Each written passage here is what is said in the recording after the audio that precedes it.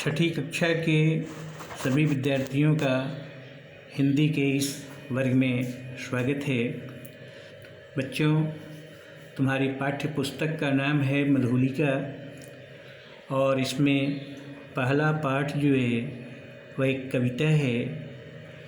कविता का शीर्षक है विश्व राज्य और इस कविता के कवि का नाम है मैथिली शरण गुप्त। सबसे पहले हम लोग ये देखते हैं कि इस पाठ का उद्देश्य क्या है, क्योंकि कोई भी रचना होती है तो उसका एक उद्देश्य होता है, उसका एक मोटो होता है।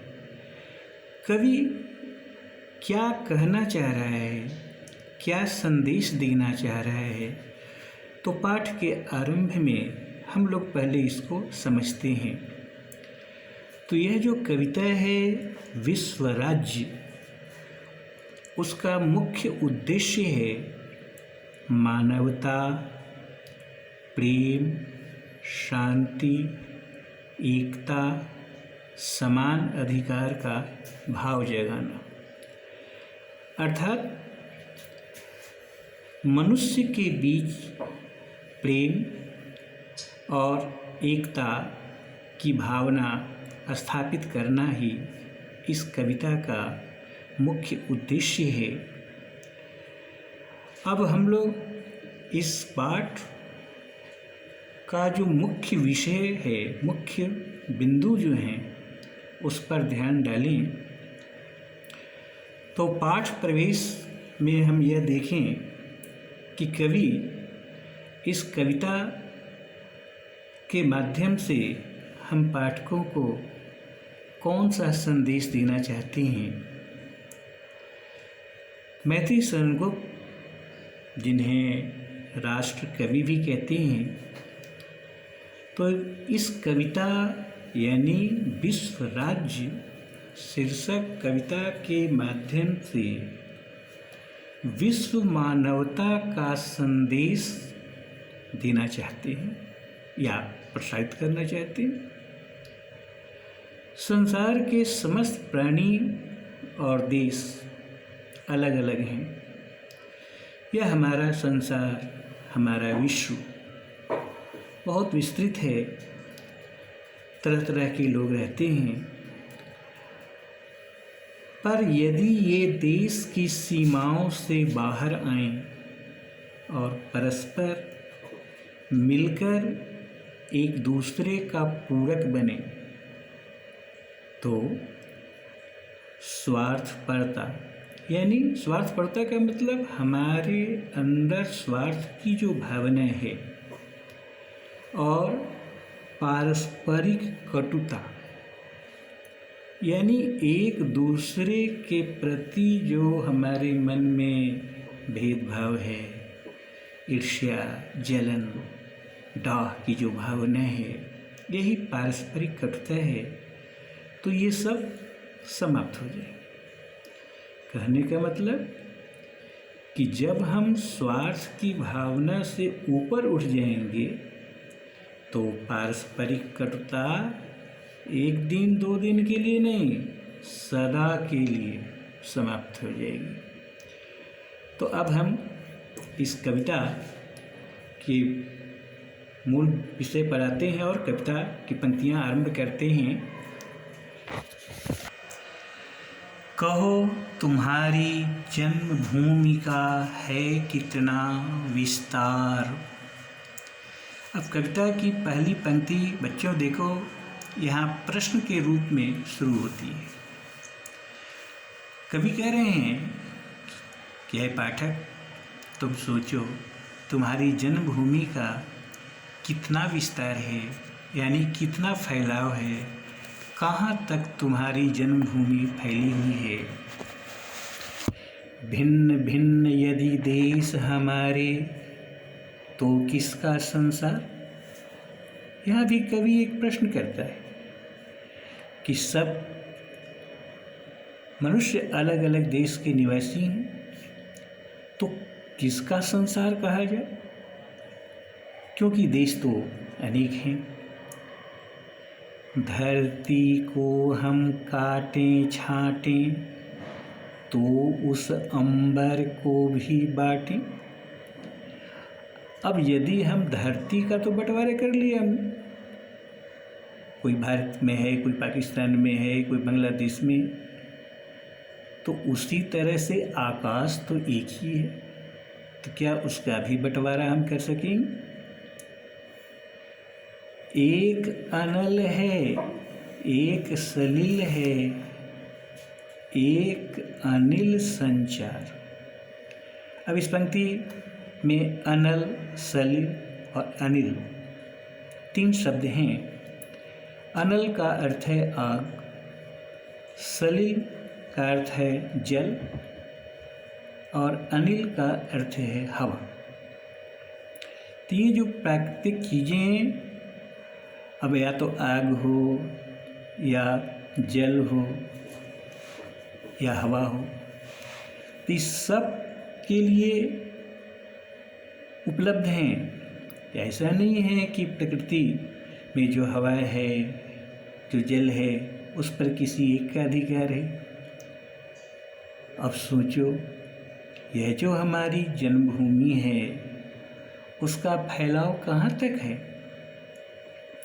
एक भूमि है, एक व्योम है। भूमि यानी धरती और व्योम यानी आकाश। धरती और व्योम यानी आकाश। तो एक ही धरती है, एक ही आकाश है, एक सूर्य है, एक सोम है। अब सूर्य भी हमारा एक है, चंद्रमा भी हमारा एक है, एक प्रकृति है, एक पुरुष है, अगणित रूपाकार। हमारी प्रकृति एक है, लेकिन उसके रूप का जो आकार है वो अलग अलग है, अगणित, अनगिनत। कहो तुम्हारी जन्मभूमि का है कितना विस्तार। अब इस पंक्ति के माध्यम से कवि पाठकों को बता रहे हैं कि जरा तुम सोचो, जो तुम्हारी मातृभूमि है, जन्मभूमि है, उसका विस्तार सिर्फ उतना ही नहीं, वह संपूर्ण विश्व तक फैला हुआ है। ठौर ठौर का गुण अपना है, ऋतुओं का कपना तपना है। अब यहाँ ऋतु परिवर्तन होते हैं और सब ऋतुओं की अलग अलग खासियत है, उसकी विशेषताएं हैं। गर्मी, शीत, दोनों में अलग अलग अनुभूति होती है। समशीतोष्ण एक रस हमको होना है अविकार। समशीतोष्ण, अब इस शब्द पर बच्चे ध्यान दो, इसमें 3 शब्द मिले हुए हैं। सम जोर शीत जोर उष्ण। अब तीनों शब्द को मिला दें तो बनेगा समशीतोष्ण। तो सम का मतलब बराबर और शीत का मतलब ठंडा और उष्ण का मतलब गर्म। तो हम दूसरे शब्दों में कहें कि वैसी जगह, वैसा स्थान जहाँ गर्मी और सर्दी समान रूप से पड़ती हो। तो समशीतोष्ण एक रस है हमको होना है अधिकार। हमें हर परिस्थिति में एक समान रहना है। अब यहाँ कवि कह रहा है कि हमारे जीवन में यदि दुख है, सुख है, तो न तो हमें सुख के दिनों में इतराना चाहिए और न दुख से घबराना चाहिए। हमें समशीतोष्ण बनना है। कहो तुम्हारी जन्मभूमि का है कितना विस्तार। अलग अलग हैं सभी अधूरे। अगर अलग अलग करके हम देखें तो सब अधूरे नजर आएंगे, पूर्ण नहीं हो पाएंगे। सब मिलकर ही तो हम पूरे, और अगर हम सबको मिला दें तो हम पूर्ण हो जाएंगे। अब जैसे कोई पेड़ है तो उसकी जड़ भी है, टहनी भी है, पत्ते भी हैं, फूल भी हैं, फल भी हैं।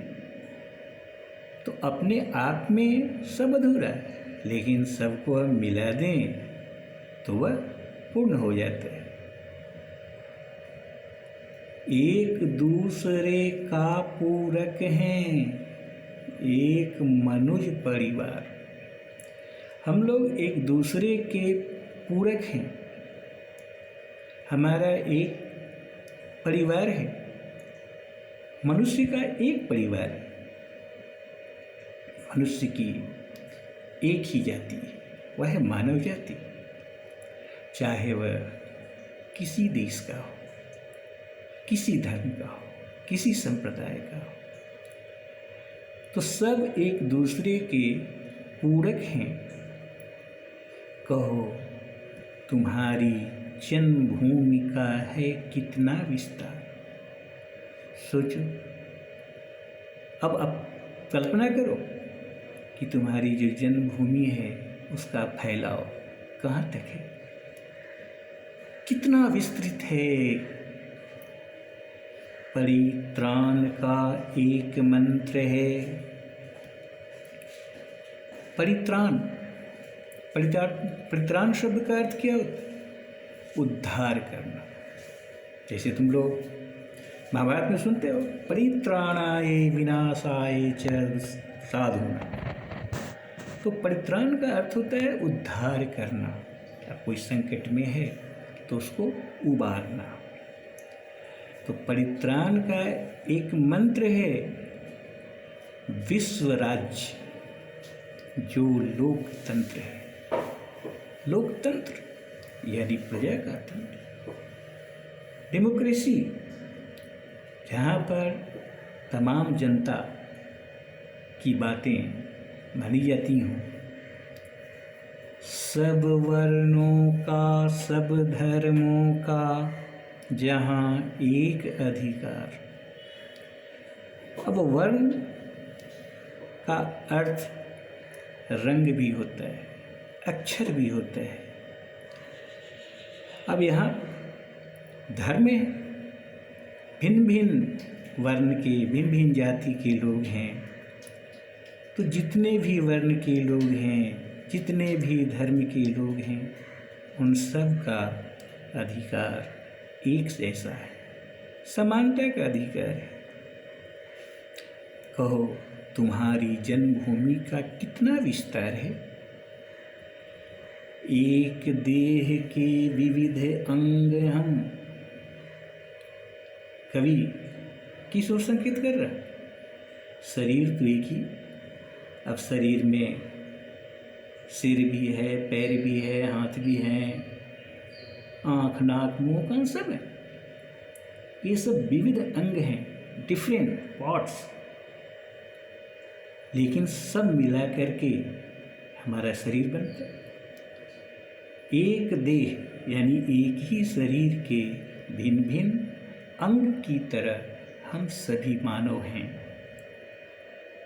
दुख सुख में सब एक संग हम। चाहे दुख हो या सुख हो, हम आपसी भेदभाव को भूलकर एक दूसरे की मदद करते हैं। एक का दुख हमारा दुख, एक का सुख हमारा सुख। यह भावना यदि हमारे मन में आ जाए तो निश्चित रूप से हम मानव कहलाने के सच्चे अधिकारी होंगे। लगे एक के छत पर सबका, स्नेह लेप 100 बार। छत शब्द यहाँ, अब यहाँ छत का मतलब हो गया जख्म, घाव। अब कोई एक व्यक्ति घायल हो तो हम मानो यह महसूस करें कि वह घाव मेरा है और उस पर स्नेह, स्नेह यानी प्यार, प्रेम, तो प्रेम का 100 बार लेप लगाएं। अब तुम सोचो कि तुम्हारी जन्मभूमि का कितना विस्तार है। तो बच्चों, अभी हम लोगों ने जो कविता पढ़ी, तो आरंभ में ही मैंने बताया था कि इस कविता के कवि का नाम है मैथिली शरण गुप्त। तो मैथिली शरण गुप्त के संबंध में संक्षिप्त जानकारी हम लोग प्राप्त कर लें। राष्ट्र कवि मैथिली शरण गुप्त का जन्म चिरगांव एक जगह है जो उत्तर प्रदेश में झांसी जिला में। तो उत्तर प्रदेश के झांसी जिला के अंतर्गत चिरगांव नामक जगह में मैथिली शरण गुप्त का जन्म हुआ था। मैथिली शरण गुप्त को हम लोग गुप्त जी के नाम से भी जानते हैं। उनका संक्षिप्त नाम है। गुप्त जी ने कहा, मैथिली शरण गुप्त ने कहा। तो इनका जन्म झांसी जिला में चिरगांव में हुआ था। कब हुआ था? सन 1886 ईस्वी में। उन्हें यानी मैथिली शरण गुप्त को संस्कृत, मराठी, बंगला तथा हिंदी भाषाओं का ज्ञान प्राप्त था। वे सिर्फ एक भाषा के विद्वान नहीं थे, संस्कृत की भी जानकारी थी, मराठी भाषा की भी, बंगला की भी, और हिंदी का तो कहना ही क्या। तो घर में साहित्यिक वातावरण मिलने से इनके मन में काव्य प्रेम जागा। अब साहित्यिक वातावरण पर ध्यान, साहित्य शब्द सुने हो तो साहित्य संज्ञा है और उसी का विशेषण है साहित्यिक। अब बहुत से ऐसे परिवार होते हैं जिनके यहाँ बहुत से सदस्य हैं जो कवि हैं, लेखक हैं, तो वैसा वातावरण मिलता है तो उस परिवेश में जो भी रह रहा है उसको बहुत सुविधा होती। तो गुप्त जी यानी मैथिली शरण के परिवार में वैसा वातावरण था, बहुत से साहित्य प्रेमी थे, तो उनके मन में काव्य प्रेम जागा। काव्य यानी पद्य, कविता। आचार्य महावीर प्रसाद द्विवेदी के संपर्क में आने पर गुप्त जी खड़ी बोली में रचना करने लगे। अब देखो बच्चों, यहाँ खड़ी बोली शब्द आया है, तो खड़ी बोली का मतलब ये नहीं है कि एक बैठी हुई बोली होती है, खड़ी होती है, ऐसा नहीं। ये हम लोग जो पढ़ रहे हैं अभी, ये भाषा, जिस भाषा को हम लोग प्रयोग कर रहे हैं, यही खड़ी बोली हिंदी है। अब संस्कृत है तो संस्कृत से विकसित हुई भाषा फिर पाली है, प्राकृत है, अपभ्रंश है, और तब उसके बाद ये खड़ी बोली हिंदी आती है। तो आधुनिक युग यानी संवत 19वीं शताब्दी में खड़ी बोली हिंदी का प्रचलन हुआ। अब इसके पहले ब्रजभाषा, अवधी भाषा, मैथिली, ये सब भाषाएं थी। तो गुप्त जी खरी बोली में रचना करने लगे। किनके संपर्क में आने पर? महादेव प्रसाद द्विवेदी के संपर्क में आने पर। गांधी जी से प्रभावित होकर, यानी महात्मा गांधी का पूरा प्रभाव पड़ा, स्वाधीनता आंदोलन में ये कूदे। जेल यात्राएं भी की, कई बार जेल गए देश के लिए।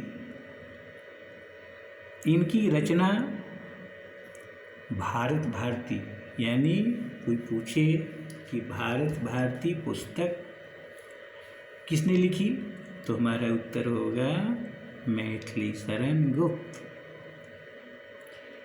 तो भारत भारती ने भारत के स्वाधीनता आंदोलन को बल प्रदान किया। तुम जानते हो बच्चों कि आज़ादी के लिए बहुत संघर्ष करना पड़ा, स्वाधीनता संग्राम हुआ। तो यह जो पुस्तक है भारत भारती, उससे लोगों को बहुत प्रेरणा मिली। इन्होंने 40 से भी अधिक रचनाएं की। इसकी यानी गुप्त जी की रचनाएं तो बहुत सी हैं, लेकिन मुख्य रचनाओं की हम बात करें तो उसके नाम इस तरह हम ले सकते हैं: भारत भारती, जयद्रथवध, साकेत, यशोदा। हालांकि यहाँ पर जो है यशोधरा होना चाहिए, पुस्तक में यशोधरा होना चाहिए था, लेकिन यशोदा है। तो यशोधरा भी उनकी प्रसिद्ध पुस्तक है। कुणाल, नहुष, विष्णुप्रिया आदि, ये सब मैथिली शरण गुप्त की मुख्य रचनाएं हैं। इसका मतलब ये नहीं है बच्चों कि बस इतनी ही किताबें लिखी, ये मुख्य रचनाएं हैं। और ख़ास करके भारत भारती, साकेत और यशोधरा, इन तीनों को तो निश्चित रूप से दिमाग में रखना चाहिए। अब यहाँ किताब में यशोदा लिख दिए है, लेकिन सही होना चाहिए यशोधरा। रचनाओं में भारतीय संस्कृति, राष्ट्र प्रेम तथा मानवतावादी विचारों की प्रमुखता के कारण इन्हें राष्ट्र कवि का सम्मान दिया गया। अब कोई पूछ सकता है कि राष्ट्र कवि किनको क्यों कहा गया, तो इसका उत्तर है कि राष्ट्र के प्रति बहुत प्रेम था और इनके जो विचार थे वे मानवतावादी थे। मानवतावाद को ये मुख्य स्थान देते थे।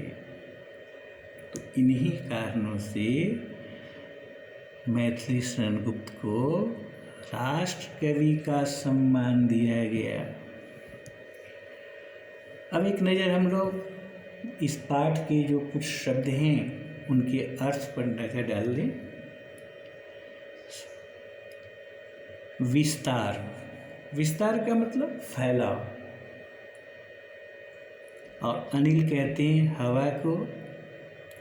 अंबर का मतलब आकाश कहें, गगन कहें, व्योम कहें। और परित्राण यानी उद्धार करना, कोई संकट में है उसको उबारना।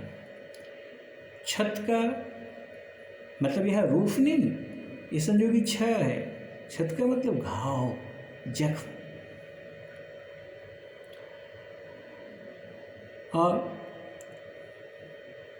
अनल कहते हैं आग को, अग्नि भी कहते हैं, पावक भी कहते हैं, हुताशन भी कहते हैं। भूमि यानी जमीन, धरती, पृथ्वी, सोम कहते हैं चंद्रमा, चांद, शशि भी कहते हैं, और देह कहते हैं शरीर को, जो हमारा बॉडी। स्नेह का मतलब प्रेम। सलिल पानी।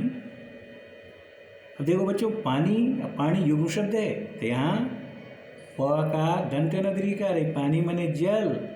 अब वही अगर प का टवर्गना हर्षविकार हो जाएगा तो अर्थ हो जाएगा हाथ, जैसे वीणा पानी। व्योम का अर्थ नभ या आकाश, आसमान। और अविकार यानी जिसमें विकार न हो, निर्दोष यानी कोई दोष नहीं, कोई डिमेरिट नहीं, विकार रहित भी कह सकते हैं। और विविध का अर्थ होता है विभिन्न। अब इसमें इस पाठ में कुछ खास शब्द हैं, तो एक नज़र उस पर डालें।